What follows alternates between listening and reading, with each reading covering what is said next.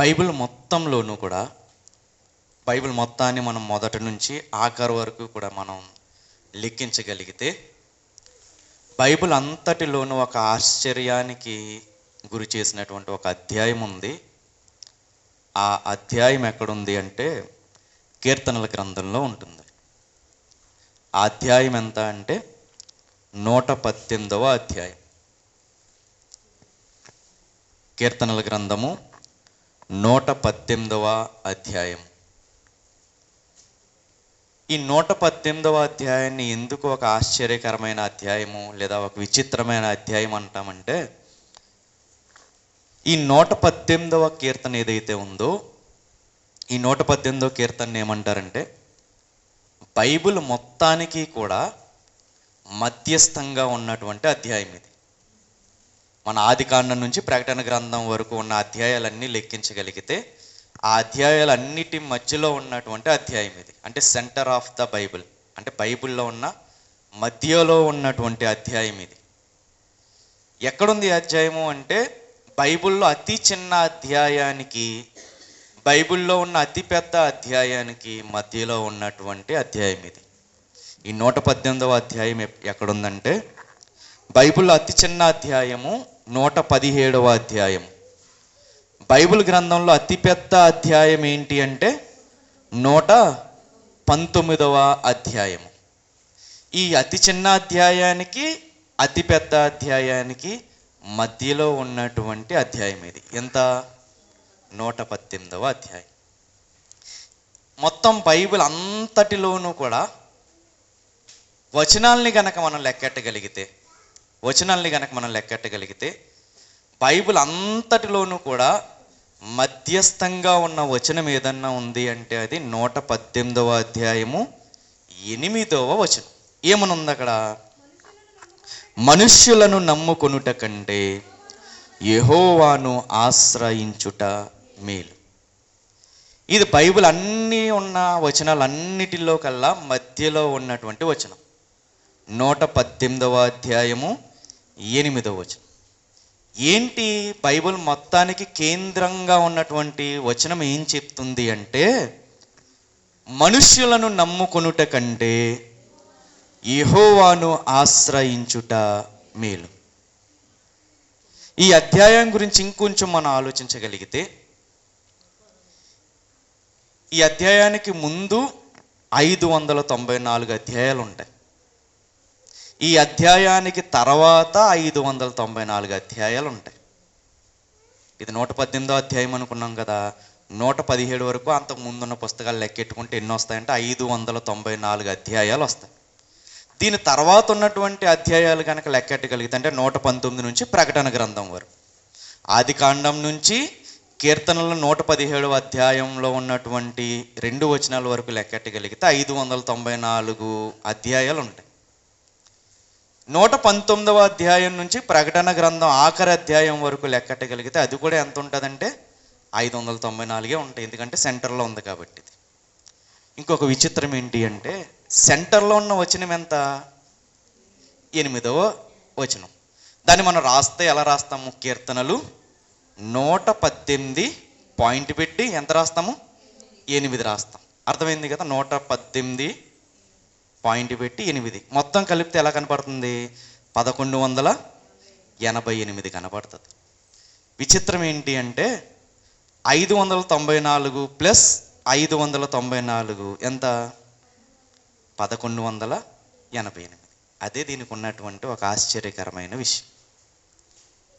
దీని ముందున్న అధ్యాయాలని దీని తర్వాత ఉన్న అధ్యాయాలని కలిపితే ఎంత నెంబర్ వస్తుందంటే 118, 8. అదే సెంటర్ ఆఫ్ ద వర్డ్ ఏమంటుందంటే మనుష్యులను నమ్ముకొనుట కంటే యెహోవాను ఆశ్రయించుట మేలు. ఏం చెప్తుంది ఈ కేంద్రంగా ఉన్నటువంటి వచనం? ఏం చెప్తుంది అంటే నీకు ఏ కష్టం వచ్చినా, నీకు ఏ బాధ వచ్చినా, నీకు ఏ కన్నీరు వచ్చినా, నీకు ఏ దుఃఖం వచ్చినా కానీ ఎవరిని నమ్ముకోకూడదంట? మనుష్యులను నమ్ముకోకూడదు. మరి ఎవరిని నమ్ముకోవాలంట? యెహోవాని, దేవుణ్ణే నమ్ముకోవాలి, దేవుణ్ణే ఆశ్రయించాలి అని చెప్తుంది. అంటే బైబిల్ సెంటర్లో ఉన్న కేంద్రంగా ఉన్న వచనం ఏం చెప్తుందంటే, నువ్వు ఎవరి మీద ఆధారపడాలంట, మనం ఎవరి మీద ఆధారపడాలంట, దేవుడి మీద మాత్రమే ఆధారపడాలి అన్నటువంటి వచనాన్ని చాలా స్ట్రాంగ్గా బలంగా చెప్తుంది. ఈ అధ్యాయాన్ని రచించినటువంటి వ్యక్తి ఎవరు అనేది ఒక అంచనా సరిగ్గా లేదు, కానీ సాధారణంగా ఎవరని చెప్తారంటే ఈ అధ్యాయాన్ని రచించింది, ఇందులో ఉన్న వచనాలు అన్నీ చదువుకుంటూ వెళ్తే ఎవరికి రిలేటెడ్గా అనిపిస్తాయి అంటే దావీదు గారికి కాస్త దగ్గర సంబంధం ఉన్నట్టుగా కనపడతాయి ఇక్కడ ఉన్న సన్నివేశాలన్నీ కూడా. అంటే ఇది ఒక రకంగా చెప్పాలంటే దావీదు గారు రాసినటువంటి కీర్తన అని అనుకుంటే, ఈ కీర్తనని ఏమంటారు అంటే కృతజ్ఞతలతో కూడినటువంటి కీర్తన, థ్యాంక్స్ గివింగ్. అంటే ఇక్కడ ఏమైంది, దావీదు గారికి ఒక కష్టం వచ్చింది. ఆ కష్టం వచ్చినప్పుడు ఆయన ఏం చేశాడు అన్నది చెప్తుంది ఈ కీర్తన. ఆయన చేసిన పనిని బట్టి దేవుడు ఏం చేశాడు అన్న విషయాన్ని కూడా చెప్తుంది ఈ కీర్తన. దేవుడు ఆయనకి కార్యం చేసిన తర్వాత ఈయన దేవుడికి ఏం చేశాడో కూడా చెప్తుంది ఈ కీర్తన. అంటే 3 రకాలు చెప్తుంది, కష్టానికి ముందు, కష్టానికి తర్వాత, కష్టం వచ్చినప్పుడు ఎలా ఉండాలి, కష్టం నుంచి దేవుడు గట్టెక్కించిన తర్వాత మనం ఎలా ఉండాలి అన్నటువంటి బోధ మనకి ఏది చేస్తుందంటే ఈ కీర్తనల గ్రంథం చేస్తుంది. 118వ కీర్తన. ఈ 118వ కీర్తనలోనే మధ్యలో ఉన్నటువంటి భాగం ఏం చెప్తుంది అంటే, మనుషులను నమ్ముకోవద్దు నువ్వు. మరి ఎవరిని నమ్ముకోవాలంట, యెహోవానే నమ్ముకోవాలి. ఇంకా బైబిల్ని మనం లోతుగా కనుక మనం ఆలోచిస్తూ ఉంటే ప్రతి ఒక్కరికి కూడా బెస్ట్ ఫ్రెండ్స్ అనేవాళ్ళు ఉంటారు. నా ఆత్మీయుడు, నా మంచి కోరేవాడు అనేవాళ్ళు కొంతమంది ఉంటారు. లేదా నేను బెస్ట్ ఫ్రెండ్ అని మనం అనుకుని మనం ఫీల్ అయ్యేవాళ్ళు, అవతలోడు ఫీల్ అవుతాడో లేదో మనకు తెలియదు, మనం మాత్రం ఫీల్ అవుతాం కదా కొంతమందిని. నేను వాళ్ళకి చెప్పుకుంటానులే, వేరే వాళ్ళకి నేను చెప్పుకోను. నా మంచి కోరి నా స్నేహితుడు ఎవరైతే ఉంటారో, నా బెస్ట్ ఫ్రెండ్ ఎవరైతే ఉంటారో వాడికి నా కష్టాలు చెప్పుకుంటే తీరతాయి కదా అని మనం అనుకుంటానికి కూడా వీలు లేదు. ఎందుకంటే ఈరోజు మనం స్నేహంగా ఉన్నాము, ఆ స్నేహం ఎంతకాలం ఉంటుందని మనం చెప్పగలమా? చెప్పలేము. మనం మంచిగా ఉన్నప్పుడు ఏం చేస్తామంటే మనం మొత్తం అంతా, మన హిస్టరీ అంతా, మన ఆలోచనలు అంతా కూడా వాళ్ళకి చెప్పేస్తాం. కానీ ఎప్పుడైతే వాళ్ళతో మనకు విరోధ భావం వచ్చిందో అప్పుడు ఏమవుతాడు వాడు, మనం ఏవైతే నమ్మి వాడికి షేర్ చేసుకుంటామో వాడు ఏం చేస్తాడు, మనల్ని బట్టబయలు చేసి ఏం చేస్తాడంటే మన పరువు తీసేటట్టుగా ఉంటాడు. ఇది నేను చెప్తున్న మాట కాదు, మీకా గ్రంథము 7వ అధ్యాయము, మీకా గ్రంథం 7వ అధ్యాయము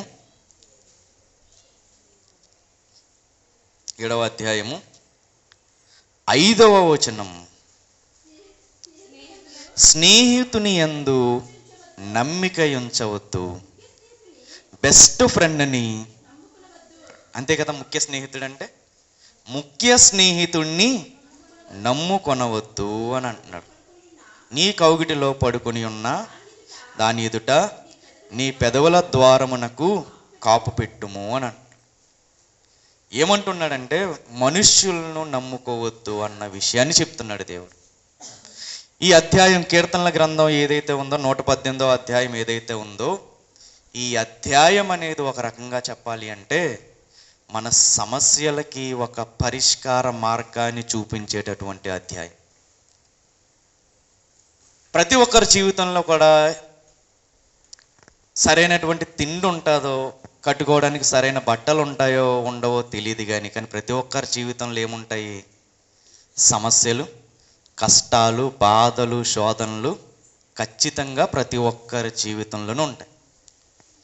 కానీ ఈ అధ్యాయం ఏం చెప్తుంది అంటే, మన కష్టం వచ్చినప్పుడు కానీ, మనకు బాధ వచ్చినప్పుడు కానీ మనం ఎలా ప్రవర్తించాలి, మనం ఏం చేయాలి.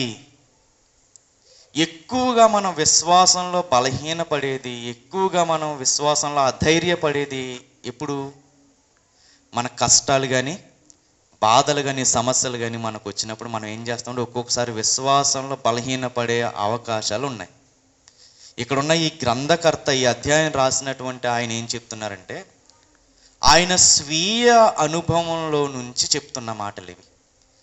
తన అనుభవాల్లో నుంచి క్రోడీకరించి మొదలు పెడుతున్నటువంటి మాట. ఏంటి ఆ మాట? ఫస్ట్ వచనం, 118వ అధ్యాయము 1వ వచనం. యెహోవా దయాళుడు, ఆయన కృప నిరంతరము నిలుచును, ఆయనకు కృతజ్ఞతాస్తుతులు చెల్లించుడి. ఎవరంట దేవుడు? దయాళుడు అంటే ప్రేమ కలిగిన వాడు, దయ కలిగిన వాడు. ఎందుకు దీంతో స్టార్ట్ చేశారు ఈయన దావీదు గారు దీంతో ఎందుకు స్టార్ట్ చేశారు? దేవుడే దయ చూపిస్తాడు, ఆయన కృప నిరంతరము నిలిచిన, ఆయనను కృతజ్ఞతాస్తుతులు చెల్లించుడి. బహుశా ఈయన ఏం చేసి ఉంటారు, మనుషుల దయ అనేది ఎప్పటికీ కూడా నిరంతరము నిలిచి ఉండదు అన్నటువంటి ఒక స్వీయ అనుభవం, నిరంతరం మనతో ఉండేది కాదు అని అనుభవపూర్వకంగా తెలుసుకున్నటువంటి వ్యక్తిగా ఇక్కడ మనకు కనపడుతున్నాడు. ఏం చెప్తున్నాడు ఇక్కడ ఈయన? యెహోవా దయాళుడు, ఆయన కృప నిరంతరము నిలుచును, ఆయనకు కృతజ్ఞతాస్తుతులను చెల్లించుడి అని అంటున్నాడు. 2వ వచనం, ఆయన కృప నిరంతరము నిలిచినని ఇశ్రాయేలీయులు అందురుగాక. ఆయన కృప నిరంతరము నిలిచినని అహరోను వంశస్థులు అందురుగాక. ఆయన కృప నిరంతరము నిలిచినని యెహోవా యందు భయభక్తులు గలవారు అందురుగాక. ప్రతి వచనం 1వ వచనం నుంచి మనం చూసుకున్న 4వ వచనం వరకు చూసుకుంటే వెళ్తే ప్రతి వచనంలోనూ మనకు ఒకటి కామన్గా కనపడుతుంది. ఏంటా మాట? కృప నిరంతరము నిలుచును, కృప నిరంతరము నిలుచును.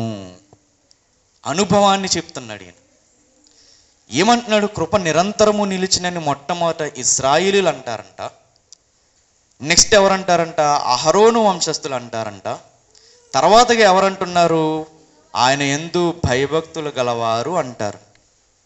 కృప నిరంతరము నిలుచును అని వాళ్ళు అనగలుగుతున్నారు అంటే వాళ్ళు పొందుకున్నట్లా పొందుకోలేనట్లా?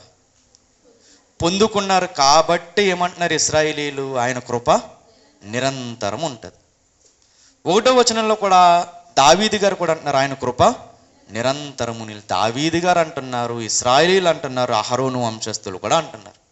వాళ్ళందరూ అనగలుగుతున్నారంటే వాళ్ళ దగ్గర ఉన్నది కాబట్టి అనగలుగుతున్నారా, లేదా లేకపోతే అనగలుగుతున్నారా? ఉన్నది కాబట్టి, దాన్ని రుచి చూశారు కాబట్టి వాళ్ళు అనగలుగుతున్నారు. దావీదు గారు కూడా దేవుని యొక్క కృపను రుచి చూశారు కాబట్టి ఆయన అంత ధైర్యంగా చెప్పగలుగుతున్నారు. ఇక మన పరిస్థితి ఎలా ఉంది? ఆయన కృప గురించి, ఆయన కృప నిరంతరము నిలిచి ఉంటుంది అని మనం చెప్పగలగాలి అంటే మనము ఏ కోవకు చెందిన వాళ్ళమై ఉండాలి అంటే 4వ వచనం, ఆయన కృప నిరంతరము నిలిచినని యెహోవా యందు భయభక్తులు గలవారు అందురుగాక. కాబట్టి మనం కూడా ఆ కృపని రుచి చూడాలి అంటే మనము ఏ జోన్లోకి వెళ్ళాలి? మనం ఏ కేటగిరీలోకి వెళ్ళాలి? యెహోవా యందు భయభక్తులు గల వారి వల్లే మనం అనిపించుకోగలిగితే, ఉండగలిగితే ఖచ్చితంగా దేవుని యొక్క కృప ఎవరిని ఏలుబడి చేస్తుంది? ఆ వ్యక్తులను ఏలుబడి చేస్తుంది. ఇక్కడ స్వీయ అనుభవాన్ని చెప్తున్నటువంటి ఈ దావీదు గారికి కూడా ఒక కష్టం వచ్చింది. ఆ కష్టంలో ఆయన ఏం చేశాడంటే 5వ వచనం, ఇరుకునందుండి నేను యెహోవాకు మొర్రపెట్టి తిని, విశాల స్థలముందు యెహోవా నాకు ఉత్తరమిచ్చెను. సరిపోతాం. ఏమంటున్నారు ఇక్కడ? ఇరుకునందుండి ఏం చేశాడంటే ఈయన మొరబెట్టారంట.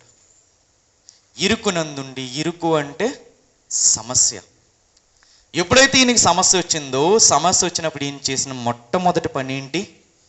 ప్రార్థన చేశాడు, మొరబెట్టారు. మనం జాగ్రత్తగా మనం ఆలోచించుకోగలిగితే దావీదు గారికే కష్టం వస్తుందా? దావీదు గారు మాత్రమే మనిషా? ఇప్పుడు ఉన్న వాళ్ళు మనిషి కాదా? మనిషి అన్న ప్రతి ఒక్కడికి కూడా ఖచ్చితంగా వచ్చేది ఏంటి? కష్టము, సమస్య. అయితే అందరి సమస్యలు ఒకలా ఉండవు.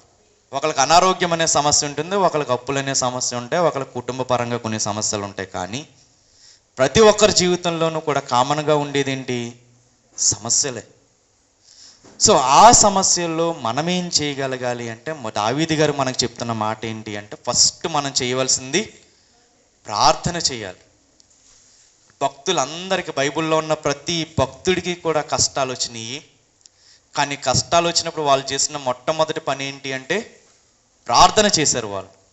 ఆ ప్రార్థన ఏం చేసిందంటే వాళ్ళ కష్టాన్ని నుంచి గట్టెక్కించి ఏం చేశారంటే ఒక అభివృద్ధిలోకి వాళ్ళు వెళ్ళడానికి సహాయపడింది ప్రార్థన.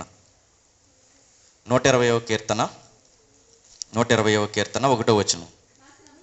నా శ్రమలో నేను యెహోవాకు మొరపెట్టి తిని ఆయన నాకు ఉత్తరం ఇచ్చెను. ఇది కూడా దావీదు గారు రాస్తున్నటువంటి కీర్తన. ఏమొచ్చిందంట ఆయనకి?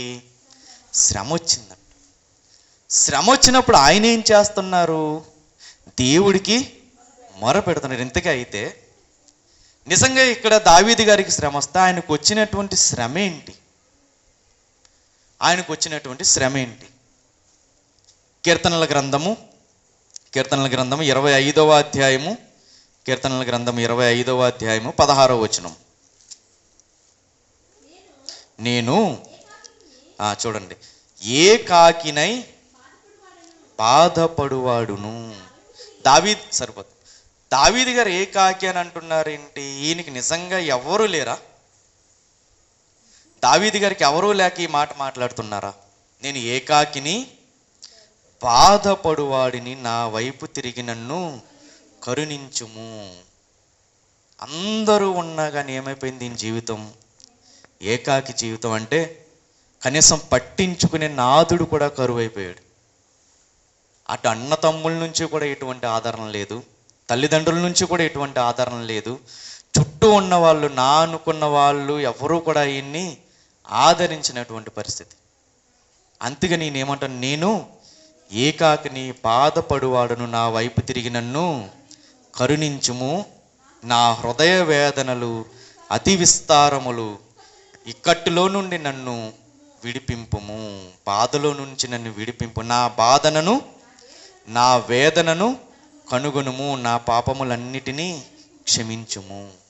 ఏం చేస్తున్నారు దావీదు గారు? ఈ వచనాలన్నీ మనం ఆలోచించగలిగితే ఆయనకు వచ్చిన బాధలు కానీ, శ్రమలు కానీ, వేదనలు కానీ ఆయన చేస్తున్న ఏకైక పని ఏంటి అంటే ఆయన ప్రార్థన చేస్తున్నాడు.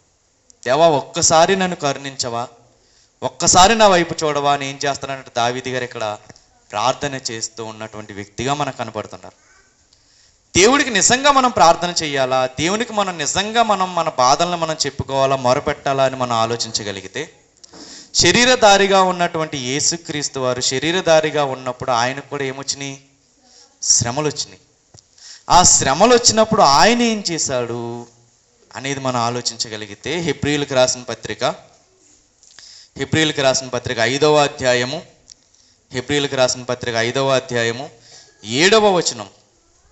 హెబ్రీయులకు రాసిన పత్రిక 5వ అధ్యాయము 7వ వచనం. శరీరధారి అయి ఉన్న దినములలో మహారోదనతోనూ కన్నీళ్లతోనూ నన్ను మరణము నుండి రక్షింపగలవానికి ప్రార్థనలను యాచనలను సమర్పించి భయభక్తులు కలిగి ఉన్నందున ఆయన అంగీకరింపబడెను. సాక్షాత్తు మనం ఆరాధించే యేసుక్రీస్తు వారికి కూడా ఏమొచ్చినాయి అంట?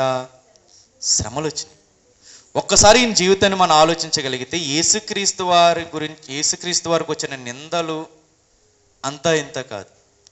ఎందుకు ఆయన్ని తిరుగుతున్నంతసేపు ఏమన్నారంటే తిరుగుబోతున్నారు ఆయన్ని. ఏదైనా కాస్త ఆకలేసి తిందామనుకున్న టైంకి ఆయన్ని ఏమంటున్నారంటే తిండిపోతున్నారు. కొంతమంది ఏమో మద్యం పట్టి తాగుబోతున్నారు, మరి కొంతమంది ఏమన్నారంటే దెయ్యం పట్టింది ఈడిగా అన్నారు, కొంతమంది ఏమో దెయ్యాలకు అధిపతన్నారు, మతి చెలించిందని సొంత అన్నలే అన్నారు.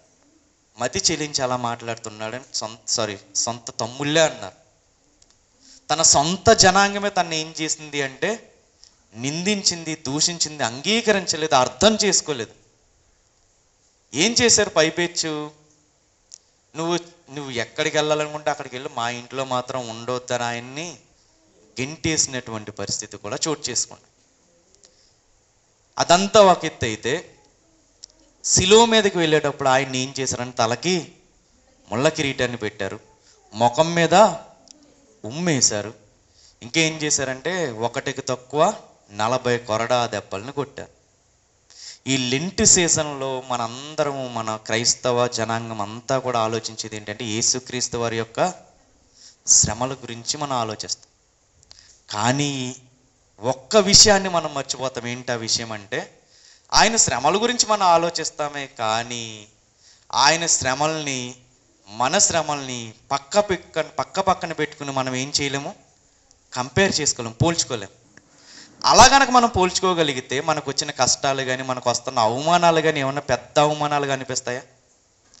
మన ఈ శ్రమ దినాల్లో మనం చేయవలసినటువంటి ముఖ్యమైన విషయం ఏంటి అంటే, ఆయన శ్రమల్ని మనం తలంచుకుంటూ మనకు వచ్చిన శ్రమల్ని ఆయనతో గనక పోల్చుకోగలిగితే ఎలా ఉంటుందంటే, పెద్ద కొండ ముందు ఒక చిన్న రాయి పెడితే ఎలా ఉంటుంది, ఏమైనా కనపడుతుంది అసలు? అదే విధంగా మన శ్రమలు ఉంటాయి. ఇక్కడ యేసుక్రీస్తు వారిని కూడా దేవుడు శ్రమ పెట్టడానికి కారణం ఏంటి అంటే, శ్రమలు అందరికీ వస్తాయని వాక్యం చెప్తుంది. నరులు శ్రమానుభవమునికే పుట్టుతారని యోబు గ్రంథంలో దేవుడు చెప్తున్నాడు. దానిలో యేసుక్రీస్తు వారు దానికి ఏమీ అతీతుడు కాదు. ఆయనకు కూడా ఏమొచ్చినాయి అంట, శ్రమలు వచ్చినాయి, కష్టాలు వచ్చినాయి, కన్నీళ్ళు వచ్చినాయి.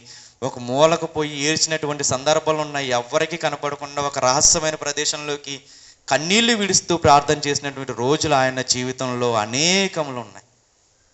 ఆ యేసుక్రీస్తు వారు కానీ దావీదు గారు కానీ మనకు చెప్తున్న పాఠం ఏంటి అంటే, కష్టాలనేవి ఖచ్చితంగా వస్తాయి, మనం జీవించున్నంత కాలం మనకు వస్తాయి. కానీ వాటి నుంచి విడుదల ఎవరు కలగ చేయగలరు?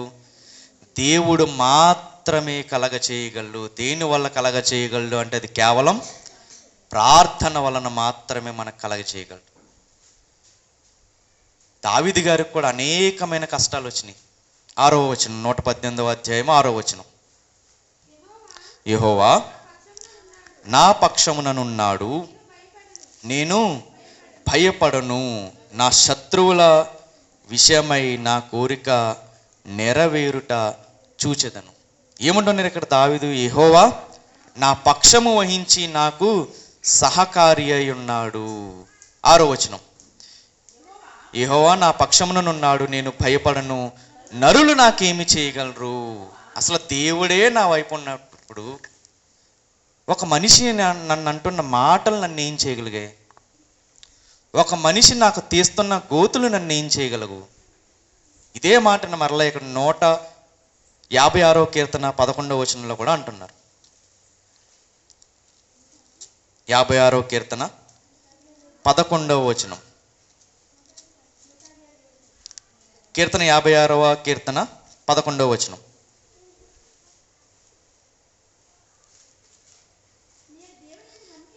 నేను దేవుని యందు నమ్మిక ఉంచి ఉన్నాను, నేను భయపడను, నరులు నన్నేమి చేయగలరు.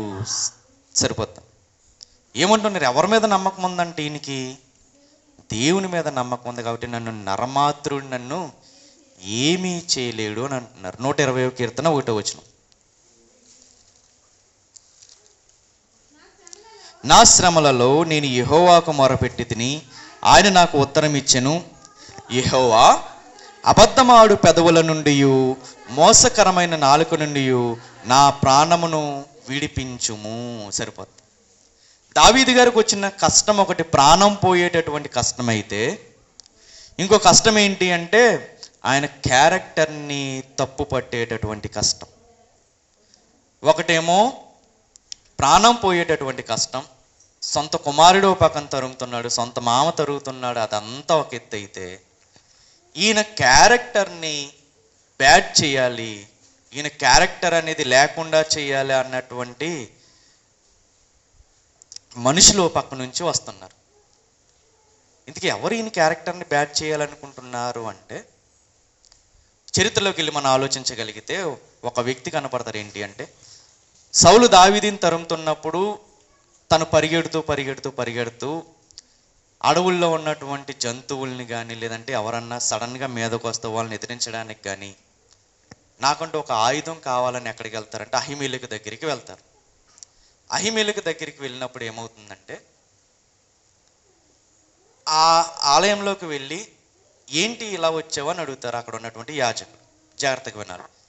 అక్కడ ఉన్నటువంటి యాజకుడు ఏమడుగుతాడంటే, ఏంటి ఇక్కడికి వచ్చావు అని అడుగుతాడు. ఇక్కడికి వచ్చావని అడిగినప్పుడు ఈయన ఏమంటారంటే, నన్ను రాజు ఒక పని నిమిత్తం పంపుతున్నాడు, నేను దారిలో సడన్గా పని వాళ్ళని ఎవరిని తీసుకురాకుండా అక్కడ వదిలేసి నేను సడన్గా బయలుదేరాను, ఎటువంటి ఆయుధము నేను తీసుకురాలేదు అని చెప్పి ఏం చేస్తారంటే, నీ దగ్గర ఏమన్నా ఆయుధం ఉందా అని ఎవరిని అడుగుతారంటే యాజకుడిని అడుగుతారు. తినడానికి కూడా ఏమన్నా కాస్త ఉంటే ఇస్తావా అని కూడా అడుగుతారు. అప్పుడు యాజకుడు ఏమంటాడంటే, సన్నిధి రొట్టెలు మాత్రమే ఉన్నాయి, ఆ సన్నిధి రొట్టెలు ఇస్తాను నేను, అది తిని నీ ప్రాణాన్ని నువ్వు తృప్తిపరుచుకుని నువ్వు నీ ప్రయాణాన్ని కొనసాగించని చెప్పి ఏం చేస్తారంటే ఒక ఖడ్గాన్ని, తినడానికి తిండిని అంటే సన్నిధి రొట్టెల్ని ఇస్తారు. ఇక్కడ జాగ్రత్తగా సన్నివేశాన్ని ఆలోచించండి. దావీదు గారు సహాయాన్ని అర్జించి వచ్చారు, నాకు ఒక కత్తి కావాలి అని. ఎవరు తరుముతున్నారు దావీదు గారిని? సౌలు గారు తరుముతున్నారు. ఈ యాజకుడు ఏం చేస్తున్నాడు? సరే ఏం చెప్తాడు? రాజు పంపాడు కదా అని చెప్పి బయలుదేరారు. ఇదే విషయాన్ని చెప్తారు. సరే రాజే కదా పంపుతా, తన పని నిమిత్తం పంపాడేమో అని చెప్పి ఏం చేస్తారంటే తన దగ్గర ఏమంటారు, నా దగ్గర ఆయుధం ఏం లేదు, కానీ నువ్వు ఫిలిస్తీన్ని చంపావు కదా, ఆ ఫిలిస్తీన్ చంపినప్పుడు అతని ఖడ్గం నా దగ్గర ఒకటి ఉంది, దాన్ని నేను ఏఫోదులో చుట్టూ ఉంచాను, అది మాత్రం తీసుకో అనేసి ఏం చేస్తారంటే ఆ ఖడ్గాన్ని తీసుకొచ్చి ఇస్తారు. ఇక్కడ యాజకుడు తప్పు ఏమన్నా ఉందా? యాజకుడు తప్పు ఏమీ లేదు. ఈ విషయాన్ని అంతటినీ కూడా జాగ్రత్తగా వినలేమాట. ఈ విషయాన్ని అంతటిని కూడా దూరం నుంచి ఒక వ్యక్తి చూస్తారు. ఎవరంటే అతని పేరు దోయేగు. ఎవరైనా అంటే సౌలు గారి యొక్క పశువుల కాపరులకు పెద్ద ఈయన, అంటే పెద్ద పాలేరు అంటారు కదా, సౌలు గారి యొక్క పెద్ద పాలేరు దూరం నుంచి చూస్తున్నాడు ఈ సన్నివేశాన్ని. దూరం నుండి చూస్తున్నప్పుడు తర్వాత ఏమవుతుందంటే తను దావీదు గారి కత్తి తీసుకుని వెళ్ళిపోతారు. కత్తి తీసుకుని వెళ్ళిపోయిన తర్వాత ఏం చేస్తారంటే సౌలు దావీదు గారిని చంపుదామని బయలుదేరతారు. బయలుదేరినప్పుడు ఏమవుతుందంటే దావీదుని ఎవరు చంపుతారో వాళ్ళకి నేను కావలసినంత ఇస్తానన్నట్టుగా మాట్లాడతారు సౌలు గారు. ఎవ్వరు కూడా ముందుకు రారు. ముందుకు రాలేనప్పుడు ఎవరు వస్తారంటే ఈ దోయగు ఉన్నాడు కదా, ఈ దోయగు ఏం చెప్తాడంటే మెప్పు కోసం, జాగ్రత్తగా వినాలి, మెప్పు కోసం ఏం చెప్తాడు అంటే లేనిపోని ఒక వార్తని చెప్తారు. ఏంటి ఆ వార్త అంటే, సౌల రాజా, నిన్ను చంపడానికి దావీదు ఏం చేశాడంటే యాజకుడు అహిమేలెకు అనే యాజకుడి దగ్గరికి వెళ్ళి కత్తిని తీసుకున్నాడు నిన్ను చంపడానికి. కత్తిని మాత్రమే తన బలపరచడానికి ఏమి ఇచ్చాడంటే దేవుని యొక్క సన్నిధి రొట్టెలను కూడా ఇచ్చాడు అన్న విషయాన్ని చెప్తారు దోయేగు. నిజంగా జరిగిన సన్నివేశం అదా? దావీదు గారు ఎందుకు వెళ్ళారు? తనని తాను రక్షించుకోవటానికి జంతువుల నుంచి, లేదంటే అరణ్యంలో వెళ్తున్నాడు కదా, ఏదైనా సడన్గా వస్తే తన ప్రాణాన్ని తను రక్షించుకోవడానికి ఏదన్నా ఒక ఆయుధం ఉంటే బాగుండు అని చెప్పి అడిగాడు. కానీ ఈయనేం చెప్తున్నాడు? నిన్నే చంపడానికి ఏం తీసుకున్నాడు? ఒక కత్తిని తీసుకున్నాడు. దాన్ని ప్రోత్సహించింది ఎవరు అంటే ఒక యాజకుడు. ఆ ఒక్క వ్యక్తి ఆడిన అబద్ధం వల్ల ఎంతమంది చనిపోయారు అంటే 85 మంది చనిపోయారు. ఒక వ్యక్తి ఆడినటువంటి అబద్ధం. ఎప్పుడైనా మనం గుర్తుపెట్టుకోవాల్సిన ఒక ప్రాముఖ్యమైన విషయం ఏంటి అంటే కళ్ళతో జరిగిందంతా చూశాడు ఎవడు? దోయేగు. ఖడ్గం ఇవ్వడము చూశాడు, ఆహారం ఇవ్వడము చూశాడు. కానీ అక్కడ ఉన్నటువంటి సన్నివేశం అదా? సౌలుని చంపడానికి తీసుకున్నారా దావీదు గారు? మరి ఎవరిని చంపడానికి తీసుకున్నారు? ఏమన్నా జంతువులు కానీ, లేదంటే ఎవరన్నా కానీ హఠాత్తుగా ఫిలిస్తీన్లు కానీ ఎవరన్నా దండెత్తి వస్తే వాళ్ళని చంపడానికి ఖడ్గాన్ని తీసుకున్నాడు. కానీ ఈయనకి ఎలా అర్థమైంది? సౌలుని చంపడానికే ఖడ్గాన్ని తీసుకుని ఉంటాడు అని అర్థమైంది. ఎప్పుడైనా ఒక విషయాన్ని మనం మన విశ్వాస జీవితంలో గుర్తుపెట్టుకోవాలి, మన కుటుంబ పరిస్థితుల్లో కూడా మనం గుర్తుపెట్టుకోవాల్సిన ఒక ప్రాముఖ్యమైన విషయం ఏం నేర్పుతుందంటే ఒక అపోహ, ఒక లేనిపోని ఆలోచన 85 మంది ప్రాణాలు పోవడానికి కారణమైంది.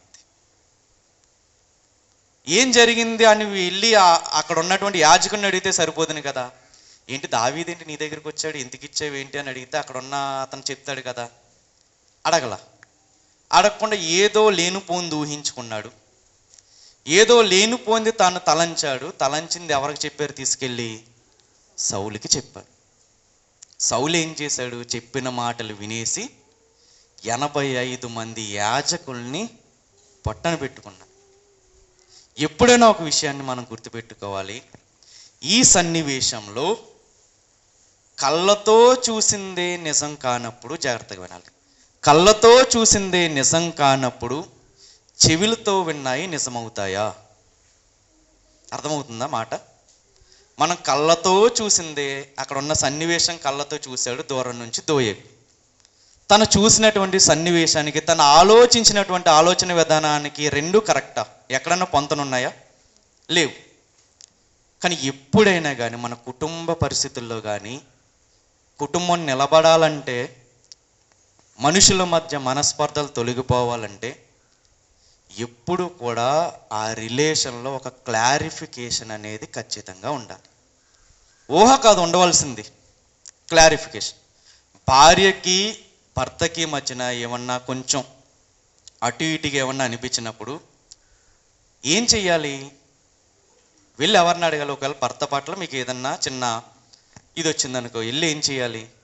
ఫస్ట్ అడగాలి. గొడవ కాదు పెట్టుకోవాల్సింది. మీరు ఆ సమయంలో అలా ఎందుకు మాట్లాడాల్సి వచ్చింది, ఆ పని ఎందుకు చేశారు, ఎందుకు చేయవలసి వచ్చింది అన్నటువంటి క్లారిఫికేషన్ కనుక ఉంటే కుటుంబంలో ఎటువంటి అలజడులు కానీ, ఫ్యామిలీ మధ్యన ఎటువంటి మనస్పర్ధలు కానీ రావు. ఎప్పుడు కూడా మనం ఏం చేయాలంటే ఓపెన్ అప్ అయ్యి మనం మాట్లాడగలిగితే, సమయోచితముగా మాట్లాడు మాట ఏం చేస్తుందంట? కోపాన్ని కానీ కలహాలని కానీ తగ్గించేస్తుందంట. ఎప్పుడు కూడా మనం లేనిపోనివి ఎప్పుడు కూడా మనము కుటుంబంలో మనం ఎప్పుడూ ఊహించడానికి వీల్లేదు. దూరం నుండి చూశాడు, నిజమా అది? బైబిల్లో ఉన్నటువంటి మాట చెప్తున్నా. దోయేగు దూరం నుంచి చూశాడు. సౌలుని చంపడానికి తీసుకున్నాడా? మరి ఎవరిని చంపడానికి తీసుకున్నాడు? ఎవరైనా శత్రువులు దండెత్తి వస్తే తీసుకున్నాడు. ఇక్కడ ఇంకొక విషయం ఆలోచించవలసింది ఏంటి అంటే, పెద్దరికంగా ఉన్నవారు కానీ, లేదంటే కాస్త మనమైనా కానీ ఒక మెచ్యూర్డ్ మైండ్తో మనం ఆలోచించడం మనం మొదలు పెట్టుకోవాలి. ఎలాగా? సౌలు గారికి దావీదు గారి గురించి తెలీదా? యెహోవా చేత అభిషేకము నొందిన వాడిని నేను ముట్టను అన్నటువంటి దేవుని యందు తీర్మానం కలిగినటువంటి వ్యక్తి దావీదు. ఆ విషయం సౌలు గారికి తెలుసు. ఎవడో ఒకడు లేనిపోని వాడు వచ్చి చెప్పినప్పుడు నమ్మాలా నమ్మకూడదా? నమ్మకూడదు. ఎందుకు? ఆల్రెడీ దావీదు గారి గురించి తెలుసు కదా. నేను అభిషేకం పొందిన వాడిని, నాలాంటి దావీదు చంపడన్నటువంటి విషయం ఎవరికి తెలుసు? సౌలుకి తెలుసు. అయినా కానీ ఎవరి మాటలు నమ్మారు? బయట వాడి మాటలు నమ్మారు. ఎప్పుడైనా ఒక కుటుంబం నిలబడాలి అంటే ఎప్పుడూ బయట వ్యక్తులకు మనం ఏమవ్వకూడదు, అవకాశం అనేది ఎట్టి పరిస్థితుల్లోనూ ఇవ్వకూడదు. ఆ సందర్భంలో రాస్తున్నటువంటి మాట ఇది. చూడండి, ఇప్పుడు చదవండి, ఇప్పుడు మీకు అర్థమవుద్ది. 120వ అధ్యాయము 2వ వచనం. యెహోవా అబద్ధమాడు పెదవుల నుండి, మోసకరమైన నాలుక నుండి నా ప్రాణమును విడిపించుము. అబద్ధమాడారు. అబద్ధం ఆడడం వల్ల ఎవరి ప్రాణానికి ముప్పు వచ్చింది? దావీదు గారి ప్రాణానికి ముప్పు వచ్చింది. దావీదు గారి ప్రాణానికి ముప్పు వచ్చినప్పుడు ఆయన చేస్తున్నటువంటి మొట్టమొదటి పని ఏంటి అంటే ప్రార్థన చేస్తున్నారు. ఆ ప్రార్థన ద్వారా ఇంకా ఏం చెప్తున్నారు ఈయన? 7వ వచనం, 118వ అధ్యాయం 7వ వచనం. యెహోవా నా పక్షమును వహించి నాకు సహకారి అయి ఉన్నాడు. నా శత్రువుల విషయమై నా కోరిక నెరవేరుట చూచెదను. ఆ సందర్భంలో రాస్తున్నటువంటి మాట 11వ వచనం. నలుదిశలను వారు నన్ను చుట్టుకొని ఉన్నారు, యెహోవా నామమును బట్టి నేను వారిని నిర్మూలము చేసేదను. తన చుట్టూ ఎవరు మూగిపోయారంట? శత్రువులు. నలుదిక్కులా శత్రువులు. ఎటువైపు చూసినా శత్రువులు ముంచుకొచ్చేస్తున్నప్పుడు, అన్ని దిక్కులు శత్రువులు ఉన్నప్పుడు ఈయన ఒక దిక్కు చూశాడు. ఏ దిక్కు అంటే అది పై దిక్కు చూశాడు. పై దిక్కు చూసినప్పుడు పై దిక్కు చూసి ఏం చేస్తున్నాడు ఈయన? దేవుని యొక్క సహాయాన్ని అర్జిస్తున్నాడు. 121వ అధ్యాయము 1వ వచనం. కొండల తట్టు నా కన్నులెత్తుచున్నాను, నాకు సహాయం ఎక్కడి నుండి వచ్చును? యెహోవా వలననే నాకు సహాయము కలుగును. ఆయన భూమి ఆకాశములను సృజించిన వాడు. 123:1. ఆకాశమందు ఆసీనుడైన వాడా, నీ తట్టు నా కన్నులెత్తుచున్నాను. దాసుల కన్నులు తమ యజమాను చేతి తట్టు, దాసి కన్నులు తన యజమానురాలు చేతి తట్టును చూసినట్లు మన దేవుడైన యెహోవా మనలను కరుణించు వరకు మన కన్నులు ఆయన తట్టు చూచుచున్నవి. నలుదిక్కులా శత్రువులు ఆయనకి. ఒక్కొక్కసారి మనకు కూడా ఎలా ఉంటుందంటే, అసలు ఊపిరి సలపలేనటువంటి శ్రమలు మన చుట్టూ ఉంటాయి. ఈ రోజు ఒకటి గట్టెక్కాము అంటే వెంటనే రేపు పొద్దున్న ఇంకోటి కాల్చుకుని ఉంటాయి. ఇవన్నీ ఒక ఎత్తు అంటే, లేనిపోని నిందలు ఒకవైపు ఉంటాయి మనకి. కానీ ఈ అన్ని దిక్కులు మనకు మూసుకుపోయినప్పుడు ఎవరి దిక్కు మనం చూడాలి? దేవుని దిక్కే మనం చూడాలి. అప్పుడు చెప్తున్నారు ఏమని, 8వ వచనం చూద్దాం.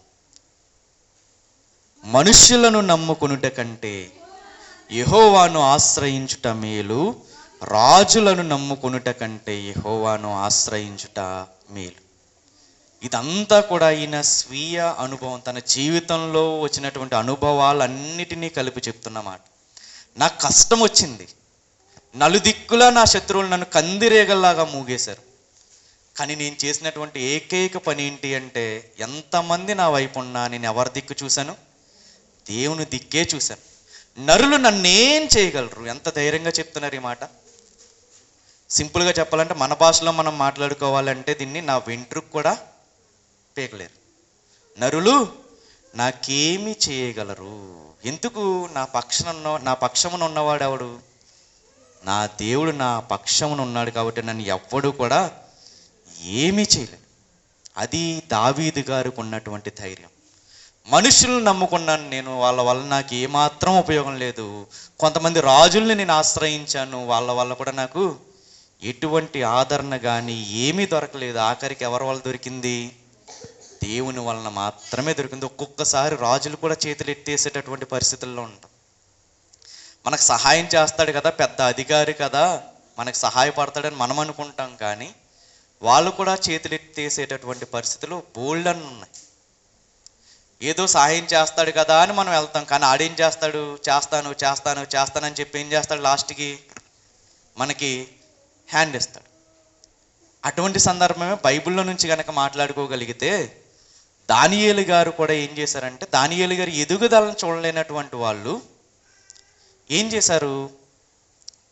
ఆయనకి గోతులు తవ్వాలని చూశారు. దానియేలు గ్రంథము 6వ అధ్యాయం ముగించేసుకుందాం. దానియేలు గ్రంథం 6వ అధ్యాయము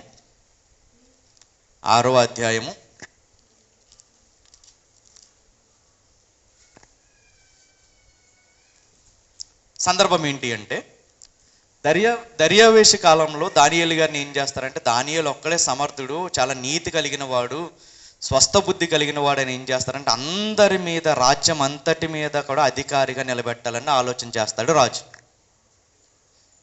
ఈ చుట్టూ ఉన్న వాళ్ళకి ఏమనిపిస్తుందంటే, ఏంటి ఇలా ఎదిగిపోతున్నాడు, ఏంటి ఇంతలా ఆశీర్వదించబడుతున్నాడు, వీడిని ఎలాగన్నా కానీ మనం ఏం చేయాలంటే వీడిని మనము తొక్కేయాలన్నటువంటి స్వభావంతో చూస్తున్నారు. 3వ వచనం, 6వ అధ్యాయం 3వ వచనం. ఈ దానియేలు అతి శ్రేష్టమైన బుద్ధి గలవాడై ప్రధానులలోను అధిపతులలోను ప్రఖ్యాతి నొందెను గనుక రాజ్యం అంతటి మీద అతనిని నియమింపవలనని రాజు ఉద్దేశించెను. దీన్ని ఎవరు తట్టుకోపోయారు అంటే, పక్కనున్న వాళ్ళు తట్టుకోలేకపోయారు. 4వ వచనం. అందుగా ప్రధానులను అధిపతులను రాజ్య పాలన విషయంలో దానియేలు మీద ఏదైనా ఒక నింద మోపాలి అని ఏం చేస్తున్నారంటే, కనిపెడుతున్నారంటే ఎప్పుడు దొరుకుతాడా అని. కానీ రచన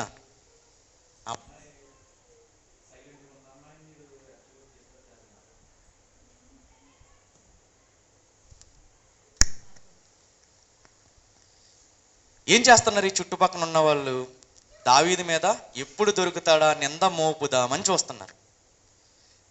చూశారు ఏం చేశారంటే, అందరూ కట్టగట్టుకుని వెళ్ళి రాజు దగ్గరికి వెళ్ళి ఏం చేశారంటే, ఒక దొంగ శాసనాన్ని ఏంటి ఆ శాసనం అంటే, రాజా ఒక 30 రోజులు ఏం చేయాలంటే, వాళ్ళకి ఏ కష్టం వచ్చినా ఎవరిని ఆశ్రయించకూడదు, ఎవ్వరికి మొక్కకూడదు, ఎవ్వరికి కూడా నమస్కరించకూడదు, కేవలం మిమ్మల్ని మాత్రమే వచ్చి మిమ్మల్ని కొనియాడాలి అన్నటువంటి శాసనాన్ని ఏం చేస్తారంటే చేయిస్తారు రాజు చేత. 7వ వచనం, రాజ్యపు ప్రధానులు, సేనాధిపతులు, అధిపతులు, మంత్రులు, సంస్థానాధిపతులు అందరినూ కూడి రాజు ఒక ఖండితమైన చట్టము సిద్ధపరిచి దాన్ని శాసనముగా చాటింప చేయనట్లు యోచన చేసిరి. ఇట్లనగా 30 దినముల వరకు నీ యొద్ద తప్ప మరి ఏ దేవుని యొద్దనైనను మానవుని యొద్దనైనను ఎవడనూ ఏ మనవియు చేయకూడదు. ఎవడైనను చేసిన ఎడల వాడు సింహముల గుహలో పడద్రోయబడును అని ఒక శాసనాన్ని చేయించారు. ఎవరి కోసం చేయించారు ఇది? దావీదు గారిని ఏ విషయంలోనూ కొట్టలేము, మనము దేవుని విషయంలోనే కొట్టగలము, అప్పుడే మనం ఆయన తొక్కేయగలమని ఏం చేశారంటే ఆ విషయంలోనే శాసనాన్ని చేయించారు. ఇక్కడ ఒక మాట, అద్భుతమైన మాట రాయబడి ఉంటుంది. ఏంటంటే, ఇలాంటి శాసనం ఒకటి చేయబడి ఉందని తెలిసినా కూడా ఆయన ఏం చేశారంటే దావీదు గారు మరలా కిటికీలు తీసి యెరూషలేము వైపు చూస్తూ మోకాళ్ళు ఉంటూ ప్రార్థన చేశారు. ప్రార్థన చేసిన తర్వాత ఆయన పట్టుకోవాలని చెప్పి ఏం చేశారంటే ఈ గుంపంతా వచ్చేసింది. ఈ గుంపంతా వచ్చేసిన తర్వాత ఏం చేశారంటే వీళ్ళందరూ దాన్ని చూసి, మనం ఏ మనుష్యుణ్ణి ఏ దేవుణ్ణి ఆశ్రయించకూడదు, 30 రోజులని మనం శాసనం చేశాం కదా, దాన్ని మీరు ప్రవర్తిస్తున్నారు, ఏం చేద్దామని అంటే అప్పుడు ఏం చేస్తారంటే, మీరు శాసనం చేశారు కదా కాబట్టి వాడిని ఏం చేయాలి, ఇప్పుడు సింహాల గుహలో వేయించేయాలి. కానీ రాజుకి అలా వేయడం ఇష్టం లేదు, ఎందుకంటే దానియేలు మంచివాడు. కానీ శాసనం అనేది బలవంతంగా చేంజ్ చేశారు కాబట్టి శాసనాన్ని అతిక్రమించకూడదు. ఇప్పుడేమో రాజుకేమో దానియేలు గారిని కాపాడాలని ఉంది, ఒక పక్కన ఉన్న మంత్రులందరూ నువ్వు శాసనం చేశావు, ఆ శాసనాన్ని నువ్వు కాలదోయకూడదు అన్నటువంటి బలవంతం ఒకవైపు. అప్పుడు రాజు పరిస్థితి ఎలా ఉందంటే 14వ వచనం, రాజు ఈ మాట విని బహుగా వ్యాకులపడి దానియేలును రక్షింపవలనని తన మనస్సును దృఢము చేసుకుని సూర్యుడు అస్తమించే వరకు అతనిని విడిపించుటకు ప్రయత్నం చేశాడు. కానీ ఆ ప్రయత్నం ఎక్కడా కూడా ఫలించలేదు. దావీదుకు పక్కన కాపాడాలని ఉంది, కానీ ఆ పక్కన ఏమంటున్నారు, మీరు అలా ఎలా కాపాడతారు, శాసనాన్ని మీరు చేశారు కదా, దాన్ని మీరు ఎలా చేస్తారు, దాన్ని ఎలా రద్దు చేస్తారు అని ఆ పక్కన ఉన్నటువంటి వాళ్ళందరూ కూడా రాజుని ఏం చేస్తున్నారంటే ఇబ్బంది పెడుతున్నారు. కానీ ఆఖరికి రాజు చేయగలిగింది ఏమీ లేదు. రాజు కూడా ఏం చేశాడు, ఇంకా చేతులు ఎత్తేసాడు. 16వ వచనం, అంతటా రాజు ఆజ్ఞేయగా బంట్రౌతులు దానియేలును పట్టుకుని సింహపు గుహలో పడద్రోయిగా రాజు అంటున్నాడంట, నీవు అనుదినము తప్పక సేవించుచున్న నీ దేవుడే నిన్ను రక్షించునని దానియేలుతో చెప్పాను. మనుష్యులను నమ్ముకొనుట కంటే యెహోవాను ఆశ్రయించుట మేలు. నెక్స్ట్, రాజులను నమ్ముకొనుట కంటే యెహోవాను ఆశ్రయించుట మేలు. ఇక్కడ రాజే అంటున్నాడు. ఏమంటున్నాడు ఇప్పుడు, నీవు అనుదినము తప్పక సేవించుచున్న నీ దేవుడే నిన్ను రక్షించును. బైబుల్ చెప్తుంది అంట ఆ మాట 100% నిజం. అది ఇక్కడ ఏమనుంది, రాజు అంటున్నాడంట, నీవు అనుదినము తప్పక సేవిస్తున్న నీ దేవుడే నిన్ను రక్షించును. మన రాజులను నమ్ముకున్నా కానీ మనకు వచ్చి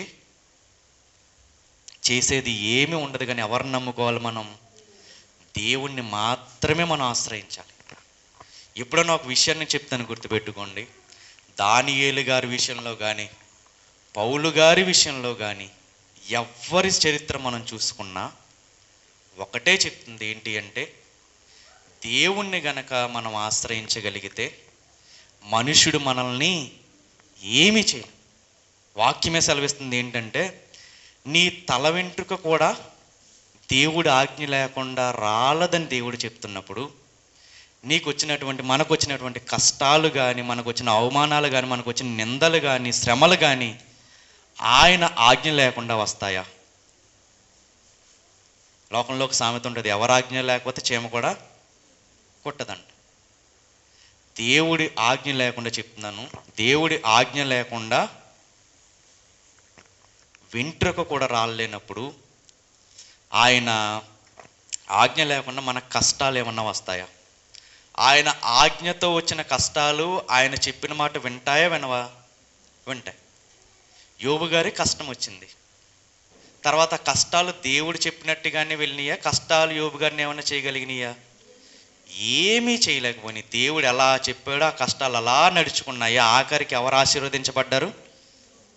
యోబు గారే ఆశీర్వదించబడ్డారు. ఎప్పుడు మనకు కష్టం వచ్చినా కానీ ఎవరిని మనం ఆశ్రయించాలి అంటే ఖచ్చితంగా దేవుణ్ణి మాత్రమే ఆశ్రయించాలి. అదే ఈ 118వ కీర్తన చెప్తున్నటువంటి మాట. ఏం చెప్తుంది కీర్తన? నాకు కష్టం వచ్చింది, నేను దేవుడి దగ్గరికి వెళ్ళాను, దేవుడి దగ్గర మోకాళ్ళు వేశాను, దేవుడి మీద ఆనుకున్నాను. మనుషులు నన్ను ఏమీ చేయలేకపోయారు, మనుషుల ఆలోచనలు నన్ను ఏం చేయలేకపోయినాయి, వాళ్ళ అబద్ధాలు నన్ను ఏం చేయలేకపోయినాయి. కానీ ప్రతి దాంట్లో నుంచి నన్ను రక్షించింది ఎవరు? దేవుడే నన్ను రక్షించాడు. మోసకరమైన నాలుగు నుంచి నన్ను ఎవరు రక్షించారు? దేవుడే రక్షించాడు. కందిరేగలు లాంటి నా శత్రువుల నుంచి నన్ను ఎవరు రక్షించారంటే నా దేవుడే రక్షించాడు. ఏ వ్యక్తినైనా కానీ ఫస్ట్ మనకి జనం మనల్ని ఆదరించినట్టుగా అనిపిస్తాయి, కానీ మనం ప్రతిరోజు మన కష్టాన్ని అదే వ్యక్తికి చెప్పి చూడండి, ఏమనిపిస్తుందంటే మళ్ళీ వచ్చాడురా బాబు అని అనుకుంటాడు. తన దరిద్రం అంతా చెప్పడానికి వచ్చాడురా బాబు అని అనుకుంటాడు. కానీ మన సమస్యలకి పరిష్కారం దొరికే స్థలం ఏదన్నా ఉంది అంటే అది ఏ స్థలం అంటే మనం మోకాళ్ళేసి మనం ప్రార్థన చేసే ఆ ప్రార్థన స్థలం మాత్రమే మనల్ని కాపాడుతుంది.